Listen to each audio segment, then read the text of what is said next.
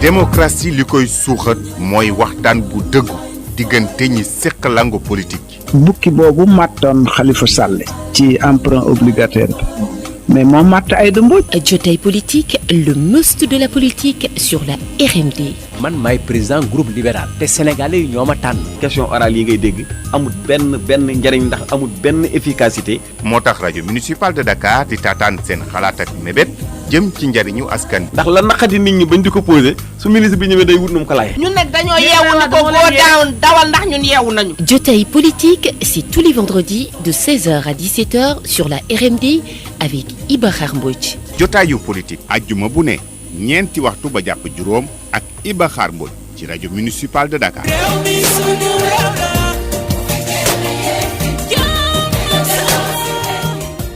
salaamaaleykum mbokki auditeurs yi déglu rajo municipal de Dakar ñëwaat yéen seen émission jotaay politique tey nag ki ñuy dalal ku ñu ràññee la ci jaar-jaaram kan la ñu déglu. kii mooy Boubacar Camara mi ngi dooree solu soldaar ba yegg ci inspecteur général d'État ci diggante bi mu am lijaasa yu bari docteur en droit avocat ca Paris expert maritime ak inspecteur douane ñu takkal ko ay ndomboy tànk yu bari yu demee ni directeur général douane mu jiite ay kuréel yu bari ci ministère yi ëpp solo ci réew mi nekk tamit njiitu kuréelu jàngale yi gën a kawe Boubacar Camara tappal nañu ko fi médaille d'honneur douane ak officier ordre national du Lion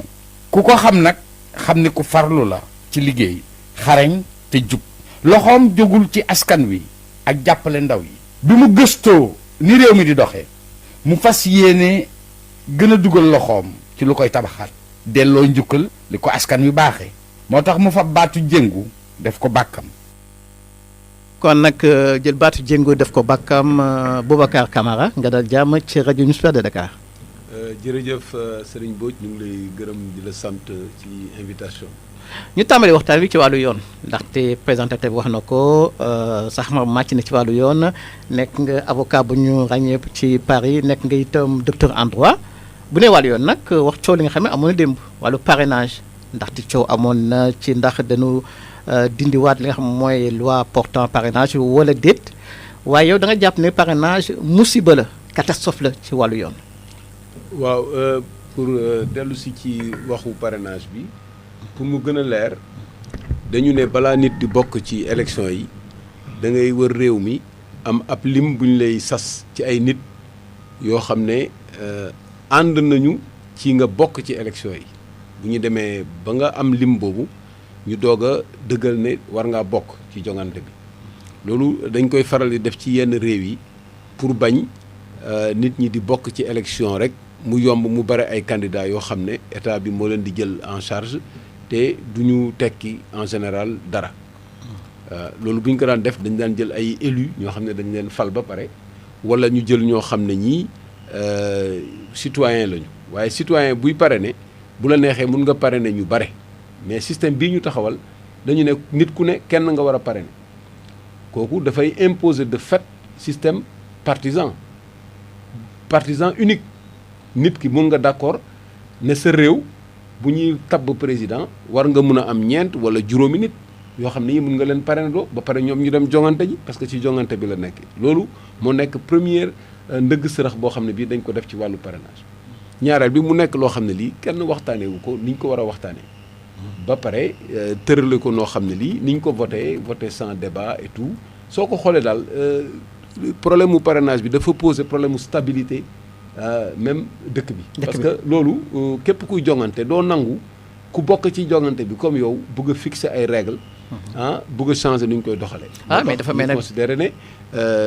catastrophe juridique. waaw mais dafa mel ne tegee na boor ndaxte woote nañ ko promulgué nañ ko li si des moo di rek fexe ba déggoo ci li nga xam mooy naka nañ koy appliqué. waaw mais loolu mooy problème bi parce que lii ñu njëkk defagum mooy constitution bi la ñu changé daal di décider ne léegi parrainage bi dugg na ci constitution bi kooku moom féete na boor. mais léegi loolu kenn mënu koo appliquer noonu pour nga appliquer ko il faut nga am benn loi électorale boo xam ne bi da nga koy changer indiwaat ko ci assemblée bi wane nu ñu koy defee naka la ñuy limee nit ñi ñan ñooy bokk ban fichier lañ koy dëlee bu ñu ko defee ci fichier bi naka la ñuy contrôler ko am parrainage signature yi noo koy contrôler liggéey la boo xam ne bii fii ak juróom-ñaari weer kenn mënu ko fi def ba mu féete boor loolu moom mooy coow li moo tax ñoom seen biir dañ dem ba ci biir daal di taxawal beneen comité pour xool naka lañ koy saytoo loolu mas nga koo gis loi kay boo demee ba engagé processus bi war ngaa xam ne su ma commencé fii lay jeexee nga engagé processus ba ci digg bi nga ne naa ko arrêté nit ñi dajewaat pour xool naka lañ koy defee ne dañuy tukki pour xool nu ñu koy defee ci yeneen réew yi dafa tardé affaire parrainage xëy li ñu bëgg moo di ñëpp déggoo si c'est trop tard ca commencement ba nga koy def boo bëggee ñëpp déggoo da ngay woo ñëpp nga ne leen nii la te da nga amul droit yow changer constitution changer ay loi électorale ci compétition boo xam ne da nga ci bokk nga ko def ko seul noonu lañ fi def ci carte d'identité yi yeewu rek ñëpp ñu ne leen dañuy changer seen carte d'identité ba pare gis nga nu ñu ko defee ak li ci xew yëpp noonu lañ ko def aussi yeewu rek ne référendum lañ léegi parrainage bu jàllee yow la mooy nekk sa taxawaay de façon nit koo xam ne kii dafay bokk ci ay jongante booy jongante moment bi ngay jongante li nekk en vigueur ci loi moom ngay respecté waaw mais bu fekkee ne loi boobu dañ ko bëgg a changer sa taxawaay mooy fexe ba mu bañ a am te ñun loolu mooy suñu taxawaay ci li ñu bokk ñëpp ci coalition yi ñu bokk yëpp comme coalition FIPU nekk ci coalition yeneen candidats yëpp ñi nga xam ne d'accord uñ loolu daal moom mooy suñu taxawaay ñun ci affaire parrainage si sa déclaration sax wax nga li jëm ci wàllu élection yi da nga nemmeeku ni que ba tey ñu ngi labaj élection yi suñu dëkk foo teg loolu yow yaa ma ko gën a xam le 2017 fii exemple bi fi am ci élection bu ñu demee ba élection ñu toog ba dernier moment ñuy wax ban këyit la ñuy voté bay jël ay avis naan lii mun nga indi carte d'identité mun nga indi carte électeur bu ñu demee ba toll foofu Sénégal xam nga ne loolu doy na waar bu ñu demee ba nit ki yore kartam dem di voté ji ñu naan ko du fii ñu lay seetal ay këyit ngay wër bureau pour xool fooy voté bu ñu demee ba Sénégal ñu am ay woroo ci diggante liste nombre de bureaux de vote yi bu ñu demee ba Sénégal ñuy def ay élections yoo xam ne yu demee yi amoon fi référendum nga xam ne opposition bi amuñu liste fichier ba mun a pointer nit ñi nga xam ne Sénégal dellu na. mais jaxasoo élection tekkiwu ne labaj am na. mais loolu premier labaj mooy loolu. premier labaj mooy ki nga xam ne kii moo am responsabilité organiser des élections transparentes nga priver des Sénégalais de leur droit de vote loolu déjà faussé nga résultat yi. parce que xamuloo ñuy voté wul ban sens la ñu naroon voté ak bu ñu voté woon sens bi ñu bëgg a voté ban résultat lay am premier labaj da nga noonu te ñooñu bu ñu koy def dañuy fexe ba ñoom seeni ñooñ duñ ko demalee noonu donc aujourd'hui le processus électoral doit être revu ñu xam ne loolu c'est une question importante pour la stabilité du pays ñu boole ci ñëpp figé ko ñu xam ne élection nii lañ koy defee Sénégal dafa yenewul maanaam sax yow ñu élire la ci ay conditions nga ñëw di changer conditions yi élection yoo bokk loolu moo njëkkul yenu maanaam coowal démb parrainage bi ak sunu émission tey dafa tombé itam ñuy anniversaire wu fukki at assise nationale yow ban gëdd nga jox liggéey boobu la liggéey assise nationale liggéey bu am solo la parce que assise nationale boo fàttali ko contexte bi mu amee dañu def élection présidentielle 2007 opposition bi boycotté élection législative yi ci topp ci 2007 moo am donc assemblée boo xam ne bii ça ne représentait pas toute la famille politique au Sénégal bu mu ko defee une partie de l'opposition dugg ci dëkk bi daal di recenser problème mu sénégalais yi état bi ne moom bokk ci bi ñu ko recenser def assise am yu ñu waxtaanee bi ñu ko defee assise yooyu jur en 2009 élection am ce qu'on peut appeler le peuple des assises ils ont pris les collectivités locales ce qui était un signe extrêmement important ñëpp ñu nga xam ne dañu nekkoon ci jamono ñooñu di politique daal di identifié wu ci assises yi y compris le président de la République signé ko d'accord ci parce que am na ay réformes yu mu amoon yoo xam ne da nga koy saytu am na yu ñu mun a def immédiatement am na yoo xam ne dafa laajaat liggéey ñëpp identifié wu ci ba nga xam ne personnelu assise bi sax ñoom ñoo dem nekk ci pouvoir mais loolu lu ci gënoon yomb mooy appliquer ko président de la République mettre en place beneen commission jox leen ñu appliquer bi commission bi ñëwee résumé affaire yi ba jox leen ko mu ne moom lu ko neex la ciy jël foofu la rupture bi commencé donc jàngat bi mooy ñi nga xam ne dañu bëgg a défendre assises yi dañu war a continuer reprendre ces travaux là réactualiser ko défendre ko ba pare am ay nit yoo xam ne yii dinañu jël seen kàddu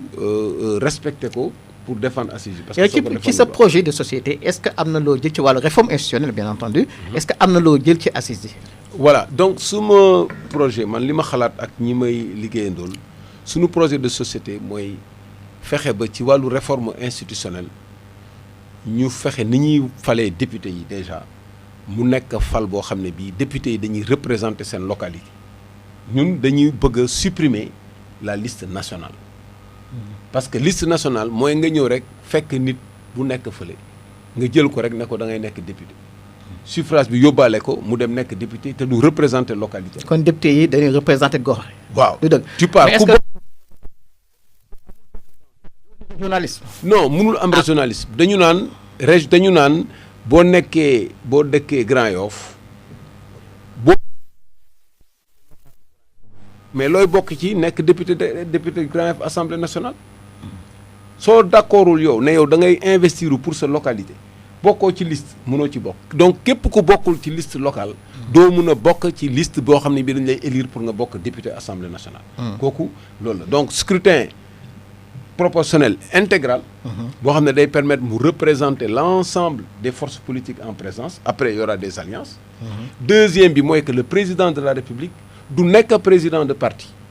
doo bokk ci doo nekk président benn parti sauf sa liggéey ak sa programme ngay def bu la parti yi soutenir la bu la mouvement yi soutenir la bu ñu la soutenirul ñu bañ la soutenir mais la force foofu lay mobiliser. mais xam nga itam c'est vrai que mën nga bañ a nekk président ci papier je veux dire en théorie mais de fait nga jiite parti bi mais bu fekkee dañuy teqal li nga xam ne nii moom mooy ndombo chef d'état ak ndombo chef de parti. non da nga koy teqali c'est-à-dire que. dama ne mën ko teqali ci yoon comme ni nga ko waxee mais de facto te dëgg-dëgg mën nga nekk jiite ba tey sa parti. non c'est-à-dire que dafa am benn phénomène majoritaire boo xam ne bu amee dafay créer confusion. bu fekkee ne yow ñi ànd ak yow ñoo nekk majorité à l'Assemblée nationale automatiquement yow nga nekk président de la République dafay am benn confusion bu ci am. donc da nga dul am droit nekk président de parti da ngay nekk chef d'état nga am mission chef d'état léegi sa parti bu ñu amee doole ci Assemblée nationale dinañu soutenir sa politique bu ñu amul doole du ñu mun a soutenir sa politique ñi am doole ñoom ñooy imposer seen politique bu ko defee dañu am benn régime parlementaire boo xam ne su fekkee gouvernement bi liggéeyul ñu mun a def motion de censure daaneel gouvernement. mais donc Boubacar sax ma màcc na ci wàllu yoon avocat nga juriste nga xam nga sa ndëgg sërëx yi nga am ci régime parlementaire xam nga ko. mais ban ndëgg sërëx. instabilité. mais ku la wax ban instabilité bu nee régime parlementaire am na boo ko jëlee exemple li xew Italie par exemple bu fekkee régime parlementaire am na mais mais loolu dañuy daaneel gouvernement bi. ma ne la mooy erreur bi ñuy jéem a dugal ci bopp nit ñi pour éviter démocratie dox ci réew. amul benn ndëgg sërëx bi ci nekk la représentation du peuple bu fekkee nit ñi ni ñu leen élire ñoom ñoo représenter population bi politique publique yi ñuy développer ñoom ñoo koy apprécier. bu baaxul dañuy daaneel gouvernement bi teg beneen. saa su nekk. waaw bu baax du saa su nekk dafa am ay délais. instabilité la. non du délai du instabilité du n'importe comment aujourd'hui il faut 2 ans par exemple. pour que président mën a dissoudre Assemblée nationale. on ne peut pas à tout moment dissoudre non loolu gars yi dañuy wax rek. il y a toujours des mécanismes juridiques pour mettre une dose de stabilité. on ne peut pas le faire dans n'importe quelle condition loolu nit ñi dañuy wax rek. mais soo bëggee def démocratie da ngay fexe ba nit ñi seeni opinion ñu mun ko refléter. kon ñu jàpp ni que yow Boubacar Camara li nga opté mooy régime parlementaire. oui un régime parlementaire à rationaliser comme celui que nous avons. aujourd'hui on a un régime parlementaire. on a un régime parlementaire boo xam ne dose bi ñu ci dugal mooy ils ont renforcé les pouvoirs du président de la République. c'est ce pouvoir là qu'il faut réduire et encadrer. ñu def un régime parlementaire boo xam ne président dina am possibilité dissoudre assemblée nationale am possibilité def motion de censure pour daaneel gouvernement bi. comme ça ñëppay liggéey. waaw loolu ci wàllu relation entre exécutif ak législatif la ci wàllu yoon yow constat bi nga def moo di rek doxalinu kumba am ndey ak kumba am ndey moo fi am. lu tax nga wax loolu. waaw parce que loolu bu ñu demee xam nga justice dafa nekk pilier bu am importance ci développement dëkk gis nga ñiy investir ci dëkk yi. li ñuy njëkk a xool mooy stabilité dëkk bi dañuy xool aussi ndax nit ñi am nañu qualification pour liggéey dañuy xool surtout ndax justice bi elle est indépendante aujourd'hui képp kuy investir dëkk da ngay calculer bu amee conflit naka lañ koy régler moom la ñuy wax yenn saa yi ay clause compromissoire yi ñuy def ci contrat yi di wax ne bu litige amee dañ koy yóbbu Amérique wala dañ koy yóbbu France boo gisee nit ñi di daw seen litige yi di ko yóbbu ci yeneen réew parce que dañu gis ne dëkk yi ñuy investir bu ñu fa amee problème ak ay yeneen opérateur wala ñu am fa problème ak état dañuy am problème pour am justice bu correct donc ñun dañuy préconiser mu am une justice économique boo xam ne c'est organisé avec des assesseurs yoo xam ne c'est des opérateurs économiques dans les secteurs concernés bu problème amee ñu mun ko régler foofu nga xam ne du nekk benn juge unique boo xam ne c'est un magistrat professionnel rek moom mooy décider. comme ni ñu ko daan defee temps yu njëkk yi ci cour d'assises nga xam ne day am ay jurés ñoo xam ne dañ leen di tànn ci société bi ngir seen maandu ak seen xam réew mi ñu ne leen lii moo am crime bi nii la demee ñoom ñu joxe seen avis daal di voter. donc loolu ngay def ba nga xam ne justice bi kooku c'est une réforme extrêmement importante pour la stabilité l'environnement des affaires kooku c'est important ci affaire. Maintenant pour le citoyen. Pour le citoyen c'est d'abord les droits de l'homme il faut respecter les droits de l'homme su nit ki ñëwee mu am présomption par exemple boo gisee yenn institutions yi nga xam ne comme ay CREI yenn institutions yi nga xam ne yi c'est des juridictions spéciales yooyu yëpp da nga koy supprimer nga dugal nga dugal délit yooyu ci code pénal bi organiser des procédures qui protègent tout le monde nga xam ne par exemple soo jëlee instruction yenn institutions yi instruction am doo xam ku ñuy jël da ngay gis ñu ne jël nañu 25 personnes lañ leen di yóbbu CREI dañu xool li ñu am ñu jékki-jékki ñaari nit lañ ciy jël wala benn daal di bàyyi ñeneen ñi dem loolu ban garantie nga am parce que instruction bi kenn xamul yan règle lay obéir. bu ñu yoree misaal par exemple coowal pièce d'avance de la ville de Dakar est-ce que jàpp nga ni foofu kumba am ndey ak kumba amul ndey moo fa am. mais bu leer nañ naka nga mën a comprendre nga ne nit ki amul immunité parlementaire nga engagé une procédure sur cette base là nga demaat ba ci biir nga ne am na immunité parlementaire da nga koy lever loolu c'est une catastrophe benn nga noonu ñaareel bi nga ne nit ki dafa def détournement kaawu Khalifa Sall pour le nommer de façon claire au passage maa ngi koy nuyu parce que suma frère la suma xarit ñu dëkkandoo Grand Yoff et tout nga jàpp nit ne da nga ko tëj dafa def détournement de deniers publics nga ne détournement de deniers publics mandat de dépôt c'est obligatoire ku ko def da ngay dépôt obligatoire soit nga def caution wala mu am contestation sérieuse nga ne contestation sérieuse amu ci nga dem ba à la fin du procès ñu décider ne amul détournement de deniers publics mais kooku c'est un problème extrêmement grave donc justice bi c'est un problème très sérieux et loolu dafa nekk loo xam ne lii buñ ko caaxaanee dafa am problème stabilité dëkk bi. mais ban mesure phare ngay jël pour garantir li ñuy tuddee indépendance de la magistrature. c'est-à-dire que indépendance su magistrature yi li koy garantir mooy que exécutif bi bañ a immixé wu dans le traitement des dossiers. ñu mettre magistrats yi dans d'excellentes conditions de travail. excellentes conditions de travail mais pour loolu il faut nga soppiwaat texte yi. mais bien sûr lépp lu gis nga lu texte def rek texte mën na ko dindi loolu du problème dafay am une volonté politique et ensuite un contrôle qu'il faut faire du fonctionnement de la justice. avec des sanctions. d'accord soyons concret par rapport au conseil supérieur de la magistrature question moo di est-ce que njiitu réew day wéy di jiite le conseil supérieur de la magistrature. loolu pour man le problème de fond c'est pas la présence ou non du président de la République du ministre de la Justice le problème c'est la composition globale est-ce que ce conseil supérieur ne doit pas s'élargir à d'autres pans de la société comme ni ma ko waxee sànq rek ci justice économique ñu ubbi ko maintenant une présence formelle ou non formelle pour moi c'est pas un débat de fond le débat de fond c'est qu'on ce n'est pas les défauts les manquements à l'indépendance de la justice ce n'est pas au niveau c'est pas parce que là il y a la présence ou non du président de la République foofu kooku c'est pas vraiment le critère. Le critère c'est du foofu c'est dans le fonctionnement réel de la justice dans les décisions qui sont prises dans les conditions dans lesquelles pourtant dans les manipulations mais magistrats yi ñoom seen bopp ñoo wax immixtion de l'exécutif dans le judiciaire. non je dis immixtion. te nguur gi day dugal loxoom. loolu laa la wax ma ne la loolu mooy problème bi. dugal pas essentiellement au niveau du conseil supérieur parce que foofu dañu fay réunion pour def ay nominations. ak yooyu nomination mais on gère. aussi essentiel pour moi ce n'est pas aussi essentiel la question de la présence ou non d'un président ou du ministre de la Justice au niveau du conseil ce qui est essentiel c'est une composition plurielle et deuxièmement dans le fonctionnement de la justice faire en sorte que le parquet. sama technicien mi may ko wax ni débat bi na en français wolof. d'accord waaw ngeen baal ma xalaat yaa ma dugal ci sa affaire. d'accord léegi ñu jéem a xool ba yeneen fànn ci sa projet de société mën ko tënk nga ni li tax a jóg moo di dooleel yenn comment dire 5 acteurs pour gën a dëkk bi am prospérité. ñu lim ci muy état. travailleur jigéen jeunesse ak je crois ak patronat secteur privé entreprise entreprise d'accord ñu jëkkee ci état bi état bi fi mu nekk ci wàllu koom-koom. ci wàllu li ñuy tuddee santé financière état bi di nga coow li nga xamee ni am na ñëpp di laaj ndax fi mu toll suñu nguur gi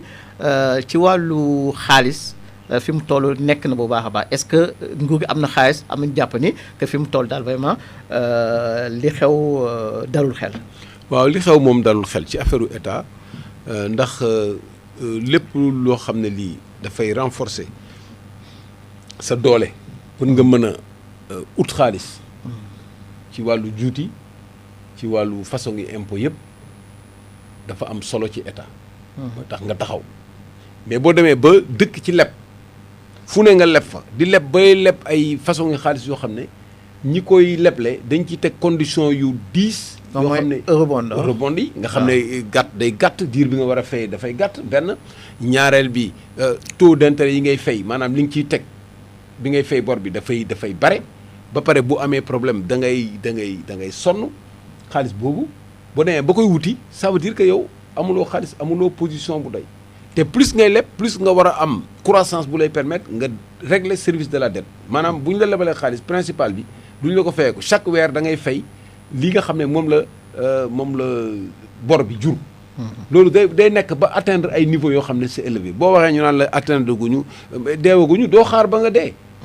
tendance bi ngay jël ministre du budget li wax moo di fi mu toll nguur gi am na xaalis. mais mooy lépp gis nga boo lebee ba fees bu ne guj ñu ñëw ne la am nga xaalis mais da ngay naxaate rek amuloo xaalis da nga leb ba ne guj nga xam ne sa système bu amee benn effondrement bu naw rek mais dootoo xam sax nooy defee loolu mooy indi yenn crise financière yi. ba nga xam loolu amoon na fi. aujourd'hui donc da nga war a am tendance moo xam ne da nga war a jël ay politique publique nga def ay réformes yoo xam ne day tax épargne bi mun a développé wu. nit ñi mën a am xaalis boo xam ne dinañ ko mun a investir nga réduire. sama yow da nga jàpp ni que pour ñu développer suñu dëkk il faut ñu sukkandiku ci épargne. mais mooy principal li nga war a def. naka ak si say ressources. épargne mooy sa entreprise yi bu ñu liggéeyee. créer ay richesses ci ngay mun a am xaalis nit ñi mën a am xaalis mën a dund lii ñu dundee. leneen li ñu jël ko investir ko mais fii amul nit ñi amul sax lu ñu dundee ba koy investir donc aujourd'hui Sénégal ku lay wax ne situation bi ça marche di jël ay taux de croissance xamoo li xew parce que boo duggee ci dëkk bi nit ñi nekk ci ay période de soudure di wut lu ñu lekk nga naan dëkk bi am na xaalis loolu sax yenn yabaate la. am na itam lu ma gis ay proposition moo di que peut-être que dañu nekk ci ay micro état parce que da nga jàpp ni que pour ñu développer dëgg-dëgg il faut que ñu samp ñu tuddee la fédération de l'Atlantique. Ouais. donc ak Guinée-Bissau Cap-Vert ak Gambie Guinée-Bissau Guinée-Bissau Sénégal ak Gambie. ak Gambie fédération de l'Atlantique Ouest. d'accord waaw. mais est-ce que loolu jafewul parce que xam nga yow que nguur yi dañu seen souveraineté effectivement dañ ko fonk dëgg est-ce que loolu parce que wàllu fédération état fédéral loolu au lendemain des indépendances ñu bay jéem nañ ko mais mujjul antu. waaw mais xam nga boo bëggee def fédération ñaari état du mun a antu. waaw dafa am expérience yoo xam ne ñun dañ ko étudier ba pare jàng ko xam li tax bu nekk antuwul ak lu tax ñu war la moo war tax tey jii mu mën a antu ak fédération. waaw mais dañu def loolu xam nga du xej fii ñu leeral ko lépp. waaw li wóor fi ñu koy tënk dañuy gis ne dafa am échelle yoo xam ne boo ko boolee di nga mutualiser ay richesses yu bare di nga mutualiser richesses yi ci géej gi yëpp nekk ci Atlantique bi. di nga mutualiser richesse naturelle yi nekk ci dëkk yi Guinée am bauxite am ñun ñu am suñu gaz suñu pétrole am suñu fer Gambie am tout son positionnement bi mu am ak tourisme bi ñu fa mën a def Guinée-Bissau même chose moom la ñu étudier secteur yooyu yëpp calculer point de croissance yi mu war a indi ak ni muy booster développement économique moo tax ñu proposer ko souveraineté état yi dañ koy respecter parce que état bu nekk day rester état mais day am état fédéral état fédéré ñeenti état fédéral yi ñeenti états fédéraux yi bu ci nekk da ngay am sa compétence boo xam ne yaa koy régler sa bopp am loo xam ne nag c'est au niveau état fédéral lañ koy régler ñu répartir ko comme ni ñu ko defee États-Unis on peut même imaginer une présidence tournante en respectant la communauté des gens mu am ñoo xam ne dañ leen di élire au titre des états ak ñoo xam ne dañ leen di élire au titre voilà mais est-ce que nga yaakaar loolu yomb nag ku nekk fi mu toll yaa ngi mooy say frontières non loolu frontières yi moom c'est des frontières artificielles yoo xam ne colonisation mais n'empêche ku nekk yaa ngi ko frontières yi on va les respecter mais le travail qu'il faut faire ba nga xam ne dëkk bu nekk di nga jël yi doole yi yeneen am nga boole kook sa doole loolu loo xam ne lii la lu ñëpp war a souhaiter la loolu mooy vision boo nee dafa jafe doo ko def boo nee dafa jafe doo ko jéem mais da ngay proposer mais Cheikh Anta Diop proposer wu fédération de l'Afrique. théoriser ko ak des choses yoo xam ne aujourd'hui ñëpp d'accord mais il faut que mu am des hommes pour mettre ça en œuvre. bu fekkee nit ñi bëgguñu ko def dañ naan dafa jafe mais bu fekkee am na ay patriotes africains yoo xam ne gis nañ ne loolu mooy avenir u Afrique un continent boo xam ne moo gën a riche ci continent yi ba pare mënul fexe ba suqali ko mais loolu lu ko waral c'est parce que nit ñi liggéeyuñu. c'est tout liggéey boobu rek la ñu war a def te ñun loolu dañ ko gëstu ba am ci amuñu ci benn inquiétude. léegi itam ñi wax dafa jafe nañu bàyyi ñi ko mën def ko. d'accord voilà léegi itam il faut que ñu jëfandikoo li nga xam moo nekk ci sunu suuf. mën ci tuddee gaz ak pétrole mais yow da nga jàpp ni ci wàllu gaz bi ak pétrole ñi nga xam ne ñoo ñu jiite ak seen i àndandoo ak seen i njaboot dañ koy pàccoo. waaw mais yow yaa ma ko njëkk gis xam nga loo xam ne lii ñu ngi naan am naag amul. mu ngi doog a kii nga déggee jëkki ñu ne signé nañ fi ay contrat ak yooyu pour man li ma la wax rek lépp loo xam ne ñëpp a ko bokk dañu ko war a pencoo comme ni ko sama mbokk xarit bi di waxee Momar Samb. da koy pencoo waxtaanee ko mais fu ñu ko mën a waxtaanee mooy assemblée nationale. ñu ne lii la ñu am ci recherche ñii ñoo ko soxla ñi ko soxla lii la ñu proposé Chine lii la proposé France lii la proposé États-Unis lii la proposé ñu waxtaan ñu discuter ñu jël décision ñu ne lii lañ koy joxe. pourtant nguur gi teg na ay mécanismes ay kuréel yoo xamee ni li ko tax a jóg mooy lépp leer nañu transparence. non ma ne yan kuréel nga. ci mel ne Petrogaz. mais non kooku c'est une commission rek pour xool naka la ñuy def pétrole bi. kooku moom ba léegi sax waxaguñu naka la ñuy def. richesse bi ñu am ñu ngi ko toog wër ko rek. kenn waxagul naka lañ koy defee naka lañ koy utiliser est-ce que dañ koy utiliser pour l'industrie est-ce que dañ koy utiliser pour l'exportation est-ce que dañ koy utiliser pour l'utilisation domestique est-ce que yan investissement la ñuy def est-ce que c'est un pilier pour def industrie kenn waxaguñu ko maintenant institution yi ñuy mettre en place ne dañuy def transparence mooy ITIE moo fi nekk ITIE lan la dañ naan ñi nga xam ne ci secteur boobu la ñu nekk secteur du mine pétrole nañu déclarer li ñu joxe état bi aussi trésor na déclarer li mu recevoir ñu xool ndax lii waa ji recevoir ak lii waa ji joxe benn la ndax dara rëccu ci bu ñu ko defee boo jëlee paie ñu ne la yaa jël paie waaye bi ngay signé contrat boobu li nga signé ak li xew ci biir contrat bi kenn xamu ko. ah mais ça tombe bien. mais président de la République ni leen puisque da ngeen am xel ñaar mais ñëw leen ma woon leen lépp li fi nekk. mais man loolu. ñëw leen ñu waxtaan. ma ne nañ ko waxtaanee xam nga waxtaanee bi. est-ce que li koy jiitu. mooy waxtaanee bu dee luy commencer zéro ñu ne nañu waxtaan am nañ mais loo commencé dem ba ci digg ba ne nañu waxtaan da ngay wax fi nga toll yow d'abord. mais waxtaan du wees. déglul rek lépp loo xam ne rapport la am na ci rapport yi ñu ci def lépp loo xam ne lii nit ñi signé nañ ko ci contrat ñu leeral ko ba mu leer nañ benn ñaareel ba ñu waat ne kenn jëlu ci loo ci warul jël ba pare ba laax ko doog a waxtaan. waaw loolu moom bu amee.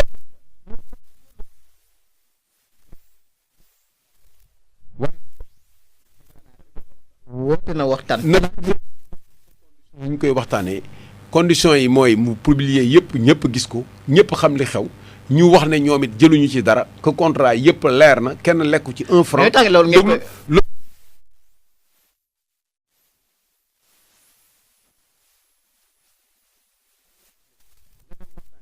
ci gindi conclusion ñu ne ñun ñoo toogoon waxtaan ko fekk am na yu nekk ci biir yoo xam ne yëgoo ko woon.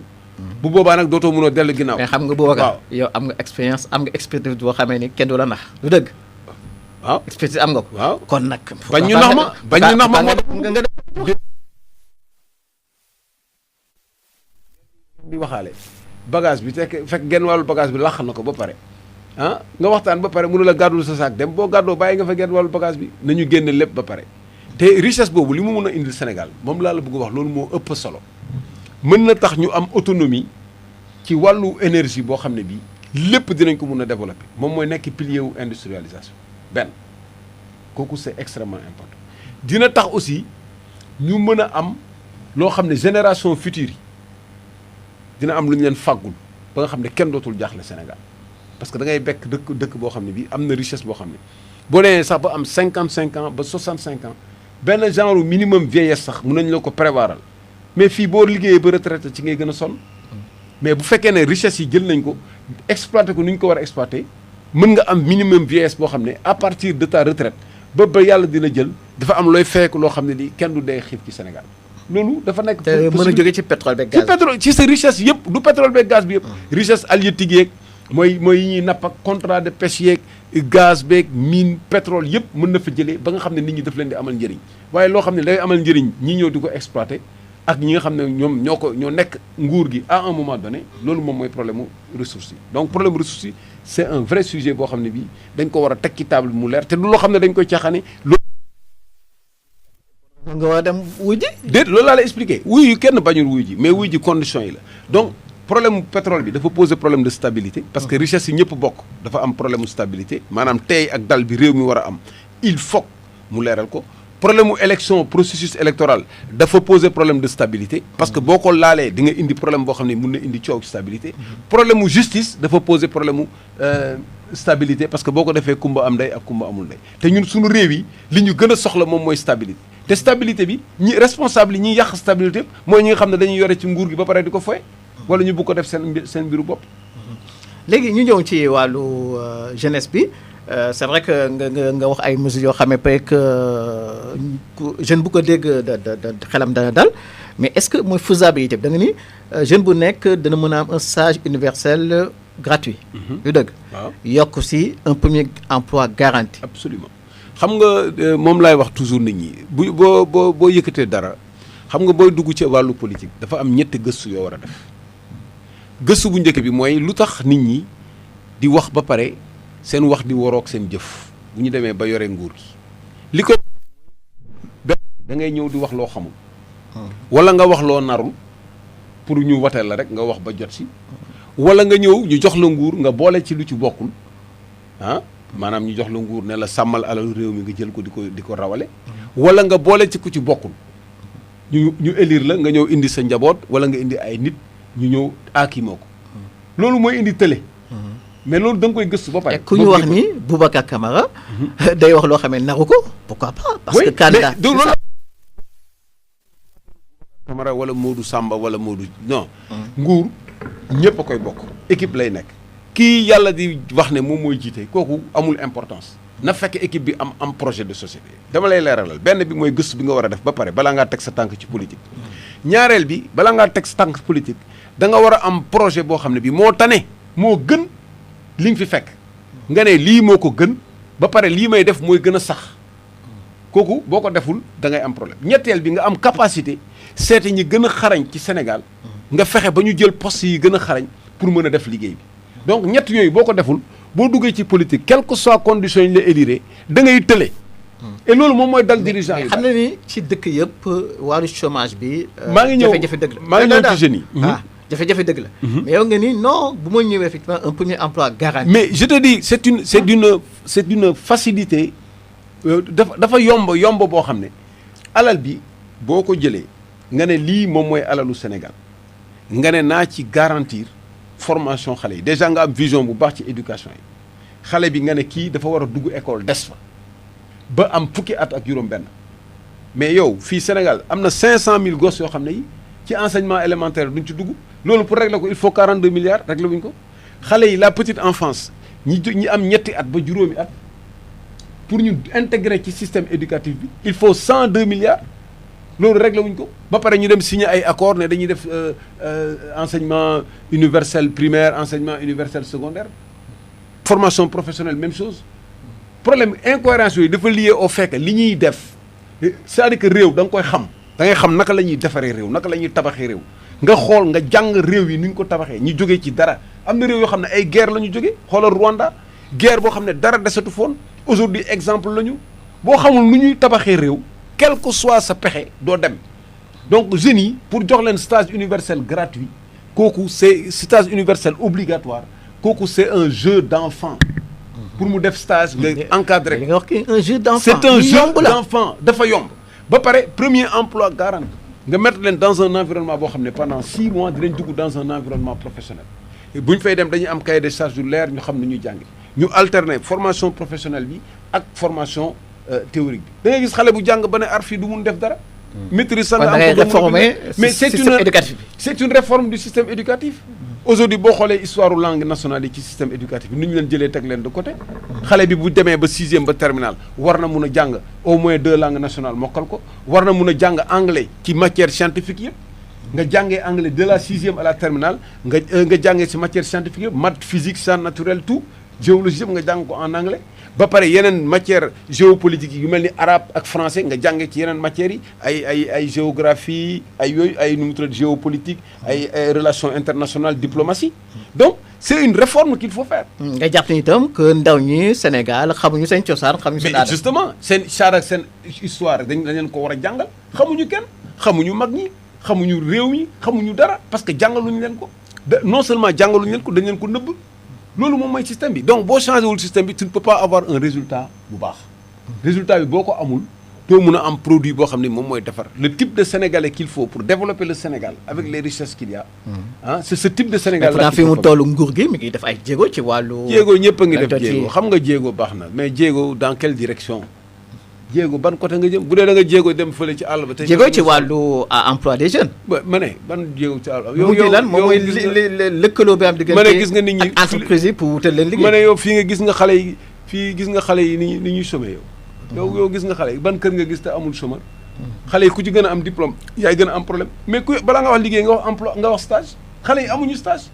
CV maire yi koo laaj mu ne la man sama doom def na master amul stage fu nekk yow miy toog di wax ak man boo demee am nga 1000 CV yu ñu lay jox pour nga utal nit emploi loolu moo fi am. léegi ci wàllu secteur privé entreprise dafa tombé sax que yàggul dara am na ay entrepreneurs sénégalais chef d'entreprise yu teg benn kuréel tuddee que Team Sénégal. ndaxte gën a protéger préserver les intérêts effectivement du Sénégal yow ci wàllu secteur privé nag nga fas yéene dooleel si yan pexe ngir dooleel secteur privé mu jouer rôle am ci développement dëkk bi. waaw loolu moom damay encourager initiative boobu parce que ñooñu dañu xaw a dee parce que boo demee nekk ci entreprise nekk ci dëkk lépp lu fi marché lu ëpp importance doo ko gis léegi marché yëpp ñu ngi koy jox ñoo xam ne ñi yéen bokk leen ci vraiment bu ñu demee ba taxaw di protéger investisseurs yi loolu lu ñu war a encourager. bon mesure yi ñu war a jël ci wàll boobu dafa simple première mesure bi mooy entreprise lan moo koy doxal mooy intrant yi nga xam ne mooy tax entreprise bi liggéey ak coût yi nga xam ne moom la war a am da nga koy wàññi énergie bi dafa war a am un traitement spécial pour énergie bi nga xam ne day dem ci entreprise mu nekk coût bu wàññeeku parce que intrant lépp lu ci taxe et tout ça nga teggi ko fexe ba nga xam ne bii coût énergie ci entreprise bi dafay wàññeeku. waaw mais boo tegee lépp luy taxe état bi la. ma ne mun nga ko rattraper feneen c'est loolu laa lay wax c'est-à-dire que moi toujours mooy li ma wax c'est que. donc wala mu jënd climatiseur wala mu dem jënd doo xam ne affaire luxe la jënd ay bijoux kooku boo ko taxé dina ko mun a fay sans problème waaye koo xam ne kii dafay dugal pour fabriquer benn produit te coût boobu day tax produit am dootul compétitif kooku mun nga ko wàññil alléger ko mun nga ko sax rattraper au moment de la commercialisation. affaire xarañ la. est-ce que moo leen jàpp ne que ci sa projet yow li nga bëgg moo di taxer ñi am xaalis les grosses fortunes. mais bien c'est-à-dire je vais taxer toutes les opérations yoo xam ne yi c'est des opérations qui n'ont pas un impact accélérateur du développement. tout ce qui est opération de luxe de loisir et cetera yooyu foofu ngay dóor taxes yi gën a élevé fa nga koy dóor ñi dem Sorano di Batre ñiy jënd seen yooyu foofu ngay dóor taxe bi fi nga xam ne nag nit ñi dañ fa nekk pour liggéey pour transformer industrie foofu da ngay wàññi taxes yi kooku ay schéma la yoo xam ne mënuma ci dugg tey dans le développement mais kooku mooy premier entreprise nga def nga defal ko environnement des affaires boo xam ne bi sécurité dina ko am ci travail mu am emploi flexible mën a am ay employés qui sont qualifiés mu participer ci formation bi état participer ci formation bi mu am emploi qualifié ay xale yu mun liggéey loolu aussi c'est important enseignement professionnel benn xale enseignement professionnel 800 000 lay coûter par année aujourd'hui dañu ne un tiers la ñu bëgg a yóbbu ci système bi mais y a que 5% du budget de l'éducation qui va à l'enseignement professionnel da nga koy inverser boo ko defee nga former xale yi ba nga xam ne dañu mën a nekk ci usines yi nga valoriser métiers yi ubbi service de la main d'œuvre valoriser métiers yëpp nga industrialiser ko ba pare nga fexe ba matière première yi nekk Sénégal nga dugal ko ci industrie bi locale ñuy transformer lait bi di transformer mango bi di transformer tous les produits ba nga xam ne dootoo ko importer mu nekk une richesse booy am après nag ci commercialisation bi nga fexe ba accords yi ngay signé nga fexe ba moom mu mun a jaay à l'étranger exporter mu mun a jaay nit ñi mën a consommer sénégalais parce que pour ñu mën a consommer sénégalais de façon durable il faut nga produire sénégalais donc c'est comme ça que tu protèges l'entreprise soo protéger l'entreprise créer richesse mën a am ay emploi nit ñi mën a liggéey c'est comme ça que ça se passe amul beneen y a pas de secret tous les pays sont développés yéen déglu rajo municipal de Dakar te nag seen émission jotaay politique ñu dalal Boubacar Camara jiite mouvement bi di Jëngu ngir jëriñ Sénégal waaye nag am na chantier bu gën a am solo moo di tabax jikko yi te loolu yow da nga jàpp ni léegi suñu dëkk bi anarchie pëccëxoo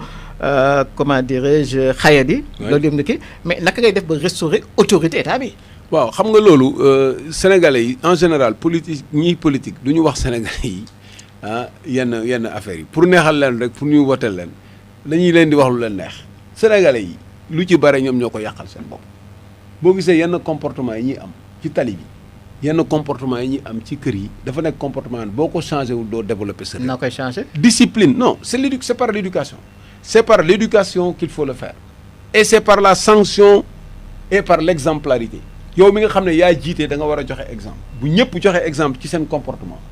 ñu fixer ay règles ñëpp respecté ko amul jaay fii su ñu nee dañuy rang pour dem jëli bulletin de naissance wala dañuy defar extrait ñu rang benn waaye jóge fële aw ci suuf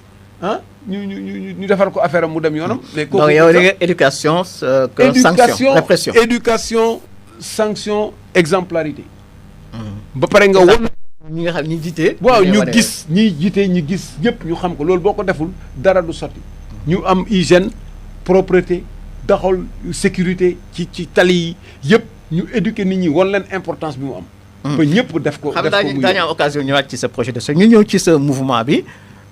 donc jéngu d'abord nataal bi. dama gis lëg buy tëb. waaye du loolu jumuma lu tax lëg buy tëb. waaw xam nga lëg moom lëg dafa am solo. wala njomboor nga. déedéet ñombor mooy lapin. am nga xel. xam nga déedéet lapin mooy ñombor. ñombor dafay rusé te ñombor ci biir kër lay ne. ñu koy dundal. lëg nag ci àll bi lay nekk. dans un environnement hostile. foo xam ne gaynde nga fa segg nga fa ñëpp nga fa. donc intelligence moo la fay génne ak xarañ boo xam ne bii ak fit. donc ñombor pour mu mun a def des bonds en avant comme ni dëkk bi war a mun a defee des bonds en avant. il faut que mu accepter que dafa am environnement bu hostile mu mun a utiliser xelam pour avancer loolu. te soo gisee Njombor li mu am ci soo xoolee ci mythologie bi dafa nekk koo xam ne kii franchement boo seetee histoire am di nga xam toujours naka lay def ba génn ci avec de bons résultats. loolu foofu la ñu toll ci Sénégal. d'accord léegi ñu ñëw ci jéngu moom ni nga ko nataale moo di c'est vrai que wolof bi macha allah ni nga ko nataale moo di juddu jàng jaay sa doole jàmbaar ba pare jéngu dama sotti wu ma daal. waaw ku dul jàmbaar doo jéngu moom. d'accord jéngu moom foo ko dégg rek. xamal ne waa jàmbaar la. question bi ñëpp di laaj moo di mais pourquoi nga xaar moment bi pour jéngu. mais man ci jéngu laa dëkk. ah non. soo gisee. jéngu bii laa wax jéngu boo xamee ni c'est gis nga voilà jéngu bu nekk dégg voilà jéngu bu nekk ak façon. pourquoi jéngu bi waaw. loolu laa lay expliquer moment bi xam nga nit ku nekk da nga am sa parcours de vie man sama parcours sax ce n'est pas important. li am importance mooy nit ku nekk dafa am looy nangu ak loo dul nangu. ku ma xam ma ci sama koñ fi ma juddoo su ma lycée fu ma jàng ak yëpp. man dafa am yoo xam ne yi mosuma ko nangu ci àdduna. donc loolu. dafay am ay jeexital da nga koy def ci ay secteur di ko def naan dina tane ba toll foo xam ne fii man sama réew fi mu toll rek moo ma yëkkati. man bu doon samay mbiru bopp rek mun naa toog mais réew mi fi mu toll bu ñu waxantee dëgg toll na foo xam ne fii bu nit ñi jógul taxaw redressé ko. dinañu nekk ci situation yu compliqué. moo tax ngay jéngu. moo tax mais pourtant. jéngu ngir jëriñ Sénégal. loolu lañ ci teg. absolument jéngu bopp pour man sama jéngu bopp. parce que man dara na xariw ma. d'accord dama bëgg mu leer. waaw man moom dara na xariw. bu dee man rek ak sama wàllu bopp. moom dara na xariw. macha allah. yàlla may na ma éducation am na as tuut lu ma mun a am. am naa xam ko xale yi di waxee na mu mada en fait c'est un peu ça. vraiment bëgguma dugg ci expression yooyu mais loolu dafa am. d'accord donc mais réew boo ci bokkee. mu defal la. da nga koy delloo njukkal. ci delloo njukkal boobu forme bi mu jël actuellement mooy jéem a taxaw pour wax li nga xalaat ci réew mi joxe sa xalaat pour mu mun a jëm kanam nga ànd ak ñi nga war a mun a àndal pour ñu jéem a transformer Sénégal de façon ni nga ko waxee am nga un parcours brillant nekk haut fonctionnaire bu la waxee da ngay dafa am ñaari responsabilité politique et responsabilité administrative mais pourtant am na ñoo xam ne am na nekk na ay haut fonctionnaire jéngu en mettant en péril de carrière yow en tant que haut fonctionnaire pour yow jàpp nga ni c'est situation confortable pourquoi pas jéngu en ce moment-là. mais attends bu ngeen nekkee haut fonctionnaire. mais pourquoi ma war ko def. parce que sama xam nga non attends ma yeggali foofu. ma àggali yeggali parce que dama jàpp ne effectivement environnement bi ngay décrire nga ni depuis 58 ans. oui nga nekk ci environnement boo xam ne environnement injustice la ak li nga wax yëpp mais comment en tant que haut fonctionnaire en ce moment-là jénguwoo. non attends je vais expliquer. d'accord 58 ans yi. man waxuma kenn ne 58 ans yi dara baaxul Sénégal. loolu su ma ko waxee damay weddi sama bopp. parce que man yàgg naa liggéey Sénégal bi mu meloon en 60 ak Sénégal léegi am na lu ci évolué. dama ne soo defee bilan bi li ñu dugal ci xaalis ci Sénégal ak li ñu am ci richesse. bu ñu ko doxalee woon ni ñu ko war a doxee pays bi ñu livré nii dinañu jox bu ko gën. loolu laa wax le bilan donc boo ko xoolee il est. mais am na ay moment attends rek. d'accord moment yooyu da ngay dugg ci servir sa état booy servir sa état dafa am ay position yoo koy servir man maa defar sama bopp samay concours. servir sama état man bi may dugg ci biir géej gi di ànd ak ñoom Ibrahima Sy ak ndem si yàlla Amadou Diatta ak ñoom Abdoul Aziz Wane ak ñoom Maguette Wade ñu nekk ay douaniers ñu dugg ci bolon yi di xeex ak fraudeurs yi di risquer suñu vie di gis ay agents ñuy dee boobu jénguwuñu woon dañ doon ñefe pour nit ñi bañ a dugal fraude bi ci dëkk bi parce que xam nañ ne bu duggee ci dëkk bi usines yi fi nekk dootuñu fonctionner dootuñu jaay loolu du jéngu loolu lañ doon non mais après ça déglu rek dama lay expliquer jéngu du politique non moo politique dama lay expliquer rek c'est-à-dire que damay dégg question boobu mais ñooñu ñiy poser question boobu même loolu sax mënoon naa répondre de façon plus simple mieux vaut tard que jamais mais loolu c'est une erreur nous on a toujours eu dañuy yàgg am position yoo xam ne fépp fuñ ci munti nekk boo jëlee say torche nga xool fépp fu ñu mun a jaar attitude bi ñu am mooy attitude boo xam ne dafay jëriñ Sénégal ñu ciy nekk di ko def ci côté yëpp ci fu ñu mun a nekk mu nekk inspection mu nekk même dans le privé ñu koy def di def intérêt Sénégal di ko def ba toll fii ñu toll nag ci Sénégal jéngu bi mu laaj mooy jéngu politique d'accord xam nga liggéey depuis 58 ans du gulet du lu bees y a eu des situations d'injustice du dëgg mais dafa actuellement c'est loolu laa lay expliquer fi mu toll moo garaaw yéen yow boo ko yëgul da ngay laajte autour de toi aujourd'hui Sénégal fi mu toll moom moo doy waar je donne un exemple concret sous Wade on a beaucoup parlé de la révolution monarchique avec tout ce que ça avait suscité comme levée de bouclier et en ce moment yow defuloo dara en tant que haut fonctionnaire mais non mënuma def dara mënoo jéngu non dama ko mënul dama ko décidé wul man maa décidé xool à quel moment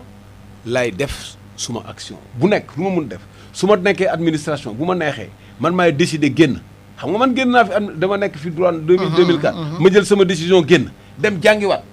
dem nekk avocat Paris Sénégal soxlawaat ma dellu si defaat 3 ans génnaat dem dans le privé man maay seet kañ lay dugg ak kañ lay génn man maa analyser toutes les circonstances xool kañ la conditions yi réunir pour ma dugg ak pour ma génn kooku nag sama analyse personnelle la actuellement bokk la dara ak injustice ak kii non sama analyse personnelle de la situation concrète du pays situation concrète du pays fi mu toll man fi ma nee dama waroon toog noppul nag wax dëgg yàlla mais su ma demee ba def lii ñàkk naa pexe parce que dama xam ne lii laa war a def à ce moment là dama juum peut-être ci appréciation bi peut-être juumuma yàlla rek a xam d'accord c'est l'avenir qui va nous déterminer il faut aussi ñu wax auditeurs yi que doo bés ci politique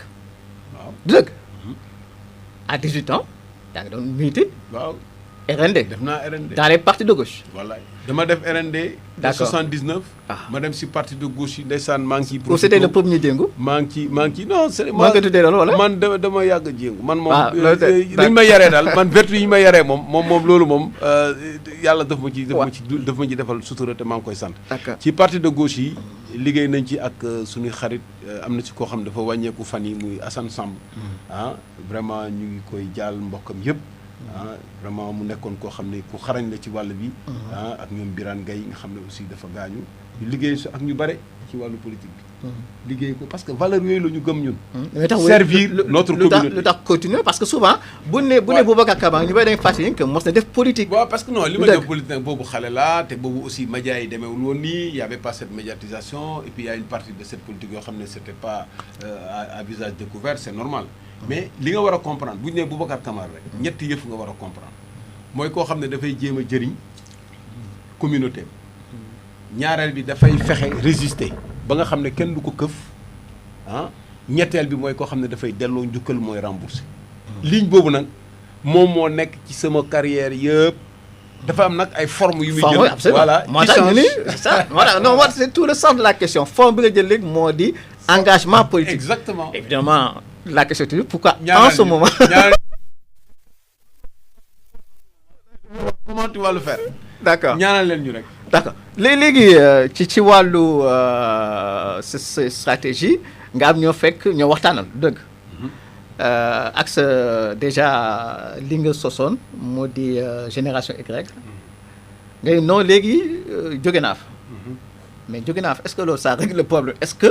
c'est génération Y boobu du nekk un vivier électoral pour yow éventuellement boo nekkee candidat. xam nga man lan laa bëgg man dama bëgg su may def su ma demoon bay def candidature wala ma ànd ak ñuy def candidature. waaw que jeune Sénégal yëpp xool ci li ñuy proposé ci programme yi ñuy proposé lan moo nekk conforme ak li ñu bëgg ñu votel ñooñu. donc ñu bokk génération Y nga ñu bañ a bokk. génération que bu nekkee vivier électoral loolu il faut le souhaiter. c'est-à-dire que lu ñuy ñaan la. xam nga man nekkuma koo xam ne kii damay nëbb xale bu ndaw Sénégal bu bëgg avenir am. comme ni nga foofu mokk na génération yi. déet man mokkalu ma fenn yàlla rek moo xam fu mokk. dama lay wax lu leer dama ne la jeune Sénégal war na xool ci programme yi ñu leen di proposer lan moo défendre intérêt pour l'avenir mu dem ànd foofu. mouvement bi ma koy créer dama xool ne mënuma seetaan situation jeunes yi ni mu demee il faut que ma aider leen ci ñetti fànn.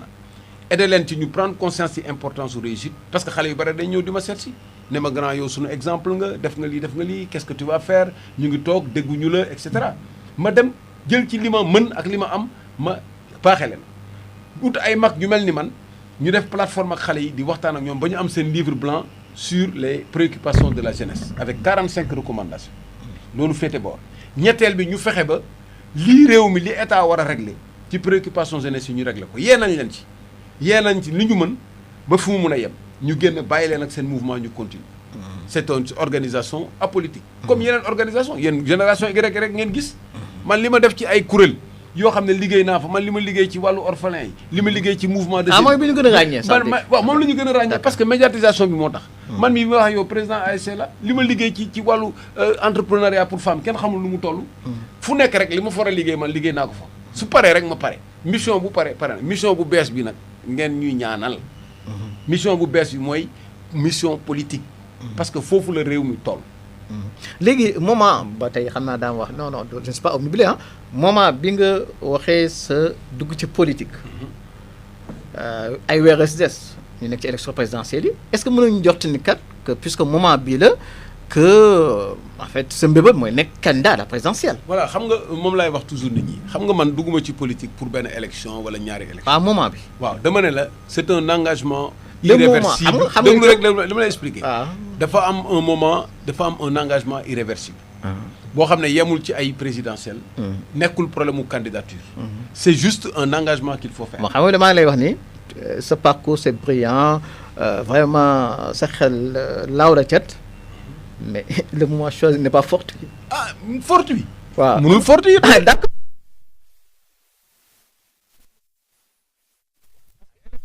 c'est le 2019 bi c'est des élections essentielles pour l'avenir du Sénégal parce que am na ay régimes yu fi nekkoon ku ci nekk da ngay ñëw prôner mais regarde prenons l'exemple du président actuel il a prôné un discours boo xam ne c'est autour de ce discours qu'il a été élu gouvernance sobre et vertueuse rupture on n'implique pas la famille dans la gestion de l'État la patrie avant le parti et yëpp mais yooyu est-ce que déggati nga ko man bi ma gëj a dégg wax yooyu sax dafa yàgg donc ñu toll foo xam ne fii aujourd'hui il est possible au Sénégal de venir faire des promesses sur une base et puis dans la réalité ñu gis leneen ñu koy def di ko def na dem koo gis rek ñu ne na dem mais on ne construit rien de durable donc à partir de 2019 ce qu'il faut c'est construire quelque chose de durable quel que soit le candidat et quel que soit celui qui passe il faut s'organiser pour que sur la base d'engagement précis sénégalais yi mën a surveiller ce qu'ils font à travers l'Assemblée nationale ñu mën a développer Sénégal teg ko ci yoon nit ñi sonn bi ñu sonn mu mën a wàññeeku moo tax c'est un moment décisif qui n'est pas fortuit absolument maintenant fi mu toll yaa ngi waxtaan ak ay nit pour xam waajal parce que bëgg personnaliser et puis même boo demee bëgg personnaliser moi bu ma seetaanee effectivement film bi ngeen def présentation mais à la limite c'est comme un candidat bu nekk en campagne électorale waaw am na ñu ko wax de gis nga loolu wala du sa mbébét am na ñu ko wax man li ma en tout cas ni nga toogee li nga solo sax xam nga candidat yooyu dafa am solo xam nga toogaay communication dafa am solo bu fekkee da ngay lu waay di wuyoo da koy niru loolu dafa am solo mënuloo man exclure ma nekk candidat loolu c'est clair ñi ma war a léegi fu ngeen toll ci loolu laa lay expliquer fu ma toll mooy que avant may waxtaan avant man ñi ma war a waxtaan yi waxtaan ak ñoom actuellement rejoindre naa benn coalition bu ñuy wax FIPU benn plateforme la FIPU initiative citoyenne boo xam ne bii dañuy waxtaan pour xool ban la mooy meilleur programme bi ñu war a taxawal ak ban mooy meilleur profil pour candidature ci foofu laa toll. loolu parce que FIPU c'est un élément de jëngu. comme justement parce que FIPU c'est un élément de jëngu FIPU jëngu li tegu li tax FIPU jëngu continuation FIPU la. parce que da ngay jëngu ngir quelque chose. FIPU moom mun nga révolté wu rek mais jëngu da ngay jëngu ngir quelque chose ngir jëriñ Sénégal. jëngu nag boo ko bëggee da nga ci wut. jaloo FIPU nga yokk sa proposition. voilà d'accord donc FIPU donc ñu ngi liggéey nekk fa ak ay kilifa yu am solo ñoo xam ne am nañ seen crédibilité def nañ seen preuve ci Sénégal te Sénégal rek moo leen yëkkati. ñu ngi waxtaan ak ñeneen ñoo xam ne bokkuñu également ci FIPU ñoo xam ne waxtaan na ak ñoom ñoo xam ne considéré na fekkuma man une table rase ici ñu nekk ay kilifa bëgguma tudd ay tur. mu waxtaan ak ñoom seet et waxtaan yi mu ngi avancé ay parti politique société civile ay parti politique ay personnalité loolu la ñuy def et loolu moom mooy Sénégal dafa am nag yoo xam ne yi doo ko génne ci la place publique. mais li ñu bëgg mooy Sénégal changer définitivement. jëngu bi jaral na loolu nekk. xam nga booy def dara lu la jaralul doo ci du sotti. non nag ni nga wax sax da ngay jëngu. jaral na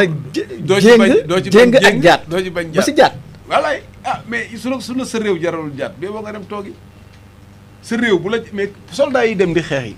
yow xam nga man mos naa nekk soldat. yow boo demee di dem guerre. yow est-ce que da ngay naan man damay dem guerre pour dellu si. da ngay bind sa lettre sa kër nga miiraas sa waa kër ne leen maa ngi dem xaw ma ndax dinaa dellu si. comme ni ñu daan def bu mag ñi daan dem màkk bu njëkk ba. mag ñi bu ñu daan dem màkk dañuy miiraas seen bopp bu njëkk ba. dañ daan dem màkk am na ñoo xam ne dañu dox dem màkk am ñoo xam ne bateau yi lañ daan jël amul mag bu daan génn Sénégal di dem màkk te miiraasoo sa bopp ba pare. mais loolu moom mooy jéngu boo jéngoo da ngay miiraas sa bopp ba pare. leneen lii moo ma yëkkati bu ëllëgee ngeen xam ne lii moo ma yëkkati woon mu leer nañ. dañu gis ni ay candidats yu bari yoo xam ne dañuy bokk si jongante yu mel nii dañuy nekk ñoo xam ne dañ leen xam bu baax fonk leen seen gox est-ce que jarul woon par exemple nga jëkkee Grand Yoff ba ñoom ñu ngemb la. waaw man xam nga man déjà yow wax nga sànq ci wàllu assemblée nationale. ma ne kuy bëre la ñuy ngemb man affaire u bëre moom bu ma ko wax parce que man aw ma doole bëre. affaire u bëre da nga koy bàyyee gars yi wax affaire u bëre di bàkku di paddaate yooyu man nekkuma ci affaire u bëre. dama ne man Grand Yoff fa la nekk li ma fa nekkee waa Grand Yoff xam nañu bu ma fa soxlaa dara dinaa leen wax lu ma fa soxla waaw fi ma nekk nii tollu ma foofu fi ma ne maa ngi daal ci Sénégal fii li ma intéressé mooy ñu fexe ba ñëpp ñi nga xam ne Sénégal moo leen intéressé ñu toog taxaw ba mu changé. ma wax autrement sama question est-ce que fi mu toll am nga un ancrage local yow mi di. waaw loolu moom da ngay laaj waa Grand Yoff waa Grand Yoff moom war nañ xam ndax am naa ancrage local ou non tamit foo juddoo bëgg a jëriñ sa réew foo juddoo man su ma amul woon njëriñ bu tuuti Grand Yoff dinaa ñemee jóg taxaw di wax waxu politique yow tamit loolu ruus naa ko sax koo xam ne sa koñ sax am na ñoo xam ne seen koñ sax kenn xamu leen dañuy tëj seen buntu kër def fa benn xaj chien méchant kenn du la xam doo dimbale kenn nga ne yow nga ne da ngay politique kenn du la faale man loolu xalaatuma ko sax xalaatuma ko maa ngi juddoo fii si Cap Rudis bii màggee Grand Yoff waaw am ay amis d'enfance am ay classe su armée au passage maa leen di nuyu 88.2 ñoo xam ne su may xarit lañu nekk ñëpp ñi ma doon àndal daaw jéeg lay àndal. justement ñu jeexalee fa ci wàllu armée noo jàngatee le fait que de plus en plus am ay soldats parfois même dégradés yuy jëngu en fait je prends votre terme yuy jëngu fippu parce que simplement dañ jàpp ni l'armée léegi dafa nekk genre carcan quoi. mais moo tax mooy li ma la wax xam nga situation bu grawee dafa am ay signes yooyu ngay jàngat bu ñu demee ba tollu foofu on doit se poser des questions bu ñu demee ba Sénégal tollu foofu nga gis ku nekk ci biir police jëngu corps police nga gis ku nekk inspection générale d'État jëngu nga gis ku nekk gendarmerie jëngu ku nekk armée jëngu ku nekk inspecteur impôt jëngu corps yoo xam ne ñoo gënoon a sensible ñooñu nga xam ne ñoo yore kënnu réew mi ci administration bu ñu demee ba foofu ça veut dire que situation administration jar nañu tiit mais ñëpp a war a tiit mais yaa nga xam nga la mooy obligation de réserve mais justement mais bu ñu demee buñ koy comment dirais-je foulé comme ça au pied day poser non on n'a pas foulé au pied l'obligation de réserve man dama def suma liggéey nekk inspection non wax ma yow waaw déglu ma rek non ñooñu déglu rek ma dem je me suis mis dans une situation boo xam ne je suis libre non wax ma yow dama expliquer rek dama def retraite anticipée de 8 ans d'accord non loolu xam naa waaw ñeneen ñi aussi lii tax ñu nekk ci situation yooyu peut-être dañ leen ci pousse man critiqué wu ma kenn ci lu mu def dama leen rek soo ubbee sa bët xool gis ñoo xam ne ñii ñoo doon incarner la grande administration ñu dem ba nekk dans des positions de révolte il faut s'inquiéter ça veut dire que ni ñuy utiliser administration aujourd'hui Sénégal administration gis nañ ñoo xam dañ leen di nommer ci ay postes yoo xam ne kenn waru leen fa nommer te postes yoo xam ne vraiment lépp da nga ko politiser. mais dañ ko politiser aujourd'hui ñoo xam dañuy politique sax pour am poste mais loolu jarul tiit mais fii ku tiitul amoo xamoo li xew. d'accord Boubacar jeex na émission bi. jërëjëf waaye neex na merci beaucoup. en tout cas. Boubacar Camara xanaa incha allah boo demee ba gën a fësal seen li nga xam mooy projet bi amaana sax nekk candidat. amaana daa fi ñëwaat. ñu lay xaar bu baax a baax. donc bu doon sa émission politique jotaay politique micro Ibakhar Mbodj technique Ndiku Fall coordination réalisation Abdoulaye Niang di jox di daje incha allah beneen ajuma seen émission jotaay politique.